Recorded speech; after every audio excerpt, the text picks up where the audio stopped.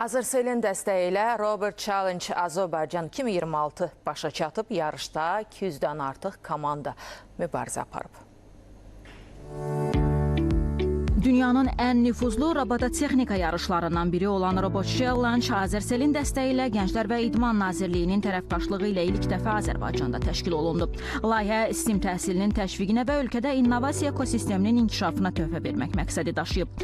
Yarışın açılış mərasimində Azərbaycan Gənclər və İdman Nazirinin müavini İndira Hacıyeva, Azərsel Telekom Məhdud Məsuliyyətli Cəmiyyətin Korporativ Ünsiyyət Departamentinin direktoru Sona Abbasova, eləcə də sənaye liderləri və texnologiya ekspertləri iştirak ediblər. Sona Abbasova Azərselin ölkədə rəqəmsal bacarıqların inkişafına və gələcəyin texnologiya liderlərinin formalaşmasına yönəlmiş təşəbbüslərə dəstəyini davam etdirəcəyini bildirib.